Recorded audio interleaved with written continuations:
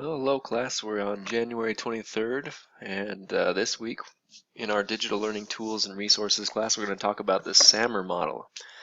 And SAMR stands for Substitution, Augmentation, Modification, and Redefinition. And basically this model is a way to think about how we assess our use of technology in the classroom or for teaching and learning. And so there are different levels that a specific technology could be used on, including those 4 levels of the SAMR model. And so we can use the technology on a higher level, such as modification or redefinition, or on a lower level, such as substitution or augmentation. So again, it's a way to think about how we use technology for teaching and learning, whether it's on a higher level or a lower level with regard to its use, and whether we've changed how we use technology for learning, or whether we kind of keep it the same as what we've been doing with other tools that may not be technology related. So we're concluding this week the models that we were talking about for this class. The ADDIE model was the first one you talked about, or instructional design, and then the task-centered learning model, and then the SAMR model. And this is building up to an assignment that will be due at the end of next week, the models and tools presentation, in which you will need to record and submit a recording or presentation about the different models, telling the major aspect of all of the 3 models, and then tell how it might guide your choices of what technological tools to use for teaching and learning, and then tell how it guides the use of technology in the actual teaching and learning process. So how does the model guide the choice of tools to use, and how does the model guide actual teaching and learning? And so that's something you need to gear up toward and be thinking about as you finish out this week's class and all the models that we've been talking about. So this week you'll read about the SAMR model, and you'll watch 2 presentations here about that same model. And then you're going to post on the discussion board about the SAMR model as well, and about whether, if you've seen the use of technology in the teaching and learning in the classroom, and what part of the model that would fit under, whether it's substitution, augmentation, modification, or redefinition, and why. So those are the activities for this week, and that's what to gear up to. A couple of other things to talk about today.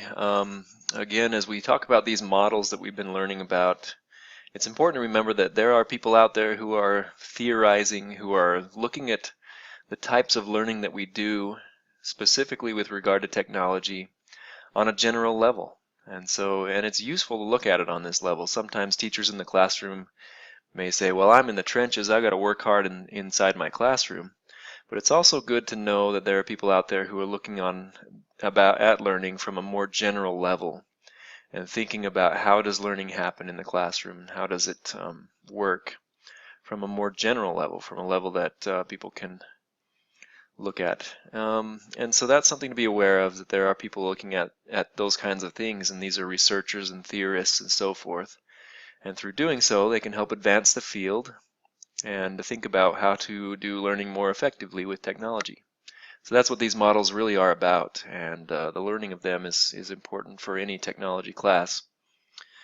And then the next, I just wanted to share a few things about task-centered learning, and to give you a few examples of task-centered learning. So going back to a presentation from my other class and talking about that. For instance, one experience that I've had implementing task-centered learning in the classroom includes this example of the fish kill mystery. And so here we have